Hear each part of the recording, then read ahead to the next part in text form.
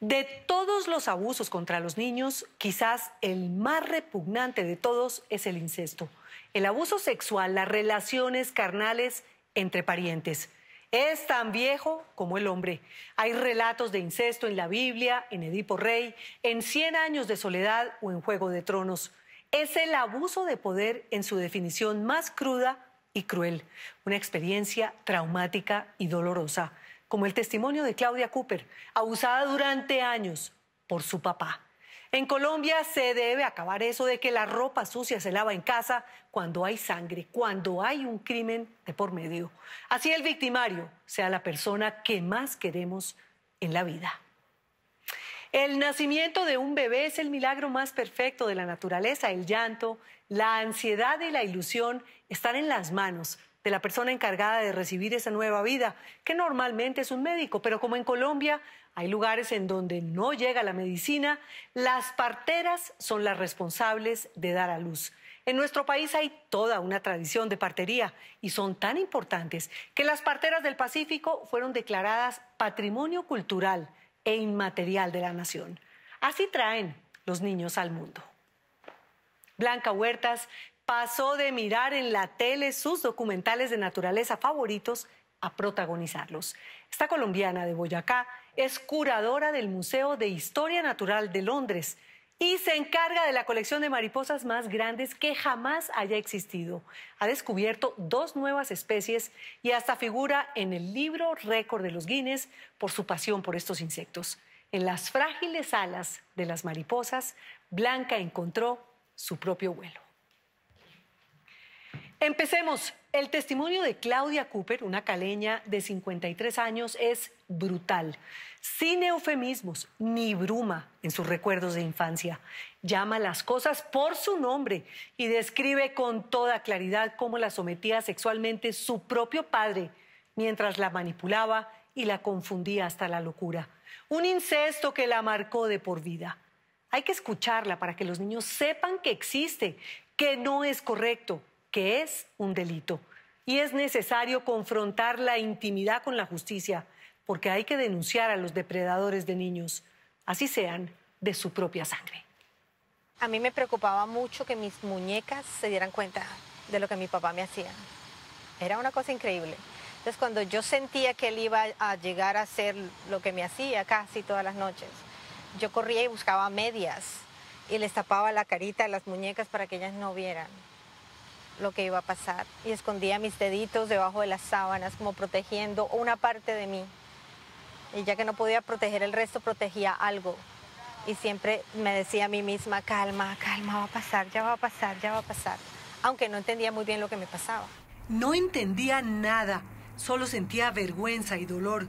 Era tan brutal lo que sucedía que esa niña de entonces tampoco quería que ni sus muñecas vieran. Sus compañeras de infortunio fueran testigo de su drama. Es que durante 17 años, desde los 3 hasta los 20 años, Claudia Patricia Vallejo fue abusada sexualmente por su papá. Sí, incesto, relaciones sexuales intrafamiliares, esa palabra que asusta, que encierra el mayor de los tabúes. Borró su infancia y marcó toda su vida. Sentía era dolor y miedo. Y cuando pasaba, me iba corriendo para el baño a esconderme. En esa época, debajo del lavamanos no había nada. Claro. Y yo me metía ahí o en la ducha, que era en esa época de cortinas, y me escondía. Pero es que no había escondite contra el poder y la fuerza de su papá. El hombre que le había dado la vida y que en público se mostraba como un hombre de bien, pero que liberaba sus deseos más bajos con la menor de sus 11 hijos. Sin eufemismos en sus recuerdos, nombra el horror crudo, descarnado, tal y como es el incesto. Yo creo que es tan invasivo, es tan monstruoso, es tan terrible que el pene gigante de tu padre, del ser que te dio la vida, se meta en tu pequeña vagina y te desgarre. Y te quiera tocar en partes que ni siquiera están desarrolladas y que no son naturales para una niña de 10 años, 12 años, 13 años. O sea que es terrible. Y no hay morbo en sus palabras y su descripción de lo impropio y lo innombrable. fue lo que vivió cada vez que ese hombre a quien amaba y al que llamaba papá cerraba la puerta de su pequeño cuarto de niña. Mi papá siempre decía que yo era pues muy pegadita a él y que necesitaba estar con él, y él jugaba ese juego, ¿no? Obviamente él sabía en qué momentos hacerlo. Él no era ningún idiota, él sabía en qué momentos hacerlo, porque ellos son extremadamente inteligentes y sagaces. Claro, manipuladores. Manipuladores hasta más no poder, y eso como que les causa placer también, ¿no? Como ese juego de ir por su presa y cranearse de que todo esté bien. Vivió años insegura y vulnerable en su propia casa, en el único lugar del mundo en el que se supone que los niños deberían estar a salvo. Pero ella no. Guillermo la deseaba, la acechaba, no la dejaba en paz. Algunas veces sucedía durante el día porque mi mamá me dejaba con él. Mi mamá pues estaba cuidando de los mayores, y pues ¿quién quedaba? La chiquitica. Y pues ¿con quién se quedaba? Con el papá lindo en la casa. Era su placer. Qué rico. Eso era su placer. Una botella de aguardiente, una niña de 12 años, o su niña de 8 años, o de 3 años, o de 4 años.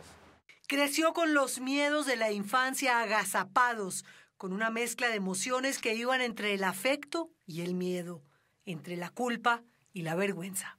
Hubo momentos en que no pasaba todas las semanas, de pronto pasaba cada 15 días o cada mes, pero pasaba. Él se alcoholizó muchísimo, él perdió toda su fortuna, y él en el degenero, ¿no?, del alcohol y de su mente, él cada vez era más y más, insistía, buscaba.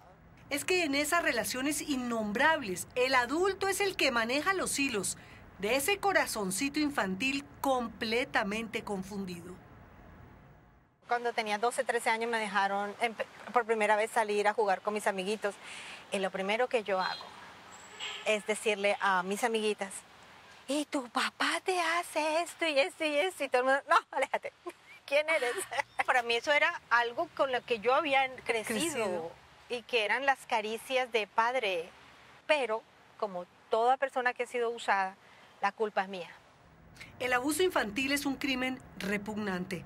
No solo las heridas físicas de agredir el cuerpo virgen, que no está preparado ni desarrollado para ese tipo de intimidad, y el psicológico. En Colombia se sabe que cada 22 minutos se registra un caso de abuso de menores, y 3 de cada 4 víctimas son niñas. En su mayoría, el abusador es un conocido y, en el peor de los casos, un familiar. Las consecuencias son desastrosas y las heridas muy difíciles de sanar. Claudia encontró mecanismos para sobrevivir. Yo miraba las ventanas. Las ventanas se convirtieron en mi escape, en mi sanación. Y yo me imaginaba que mientras eso sucedía, yo estaba yéndome por esa ventana a jugar con otros niños en el parque. Ya cuando tuve como 13 años, ya le dije: papá, ¿tú por qué me haces esas cosas? Es que yo estoy enfermo, y si tú le dices a tu mamá se muere. ¿Cómo funcionaba ese chantaje de no puede contar lo que pasa acá? Si tú no te dejas hacer lo que yo te estoy haciendo, yo me muero. ¿Y tú quieres a papá, sí o no? Yo, sí. Entonces, son unas presiones para una niñita terrible. Y una niñita que no había sido desarrollada normal o comúnmente. Sino que yo venía de abuso. Abuso. Creció como una niña vulnerable, insegura, asustadiza y sin fuerzas. Me consideraba el ser más horrible de este mundo. Era delgadita, me acuerdo que tenía caries en mis dientes, era bien feita. Yo me creía como inmunda, horrible, espantosa. No encontraba como la belleza en mí. Eran una familia grande, acomodada del Valle del Cauca, con educación y con recursos. Pero como el dicho, el incesto ocurre hasta en las mejores familias. Claudia creció sin ningún apoyo, porque hizo carrera eso de que era rara y problemática. Es un tema que mis primos, mis tíos, todo el mundo se dio cuenta. ¿Y qué hacen las familias conservadoras de nuestro país ante un tema de esos? Callar. Y la que hable se va. ¿Y no le creyeron? No. Creo que incluso ahora no me creen. ¿No? No, algunos no. Y duele. Duele muchísimo. A unos años más que otros. Pero duele. Y así en esa confusión se le fue la infancia y perdió la inocencia. La niña de la casa, a la que además sus hermanos le envidiaban eso de ser la preferida y la consentida. Una completa ironía. Yo era la favorita. Pero cuando se cerraba la puerta, Era su víctima, era su presa. Y él el monstruo peludo. Como cualquier niño, Claudia tenía una imaginación poderosa con la que intentaba pensar en otra cosa, viajar a algún planeta lejano donde la quisieran y donde no fuera la presa de ese hombre que en familia era un papá bondadoso, pero en privado era el coco. ¿y uno no podía gritar? Yo no gritaba. Yo me sentía tan vulnerable. No, especialmente porque no tenía el conocimiento. Seguramente si a mí alguien me hubiese dicho en el colegio, el abuso sexual se compone de esto y esto Claro, y esto claro. y esto. Esto Si puede pasa- pasar con su padre, su madre, su abuelo, su tía, su prima, su vecino. Y así pasaron los años en esa relación desequilibrada, siempre llena de preguntas, pero sin respuestas, y rodeada de silencios cómplices o ignorantes, pero siempre dolorosos, de todos los que la rodeaban. Cuando yo cumplí 20 años, pues ya era puño y patada. Pues yo ya me defendía, no me dejaba. ¿Y siempre en privado, en una casa con tanta gente? Es una pregunta muy difícil de respondértela sin lastimar a los que amo, ¿no? Que prefiero dejarla ahí. Por las casualidades del destino pudo viajar a Estados Unidos. De pronto fue por tanto rezar y pedir un milagro para irse muy lejos de las garras de su padre, de esa casa y de este país. Y allá, en una cita a ciegas, conoció a Sean Cooper, un australiano, y se embarcó en una relación con un hombre que nació al otro lado del mundo. 27 juntos y 4 hijos, sí. Y muchos problemas, muchos retos, también mucha felicidad. Y es que su historia parece en dos vidas distintas, una antes y otra después de salir de Colombia y de hablar por última vez con su papá. Yo confronté a mi padre antes de irme, ¿no? Tuve la gran bendición de poderlo confrontar. Uy, aleluya, sí. Uy. ¿Cómo fue eso? Él estaba solo en la casa y yo entré y él estaba en el balcón y él empezó a gritar, ¡auxilio! Claudia me va a hacer daño, sálveme. Y empecé yo con la lista porque él no solamente me abusó a mí, sino a otras personas que prefiero no decir aquí porque yo solamente puedo hablar de mi vida y empezar a darle la lista. Fulano de tal año, tal año, tal año, tal edad, tal. Y él Pero terminó. ¿cómo así que cuando dice lista es que es una larga lista? Sí, claro. El De pompeo. niños abusados. Sí. Y digo, prometo que nunca jamás volverás a verme, ni verás mi posteridad, ni verás mis hijos, ni verás nada de lo que yo logre y cree. Jamás volveré a pisar Colombia hasta que tú te vayas. Y así fue.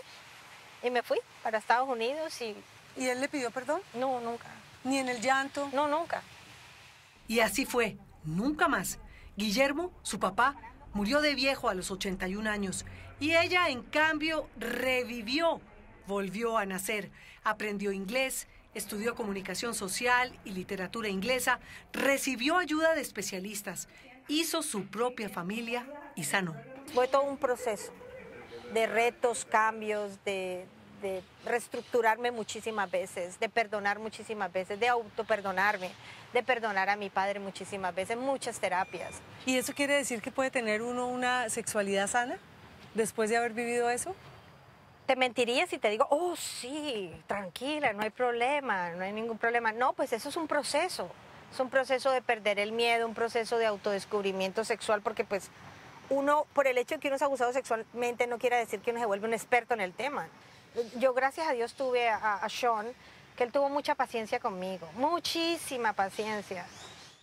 Hoy, valiente, puede hablar de frente a una cámara después de años de silencios y terapias. Ya tiene 53 años y la sabiduría que dan las cicatrices en el alma, convencida de que su historia ayudará a tantos otros que sufren de la peor forma de abuso sexual que existe, un familiar que se aprovecha de la nobleza y de la ingenuidad de un niño. Algunos familiares me dicen, pero usted, ¿por qué se expone a las cámaras? ¿A usted le gusta que le tomen eso y que le hable? Y le digo, no, no es cuestión de que me guste o me disguste, es cuestión de que lo viví y es una obligación que tengo, moral, con muchas personas que hoy, como yo, están en silencio, están detrás de esa ventana están en esa cama, están atrapados, están escondiendo los ojos de sus muñecas y sus manos. Como Claudia, del incesto hay que hablar, así sea crudo, duro. Es que el daño es casi irreparable. A los niños hay que creerles, porque el silencio y los labios sellados solo generan complicidad con el depredador. Hay que exponer a los abusadores, así sean las personas que más queremos en el mundo.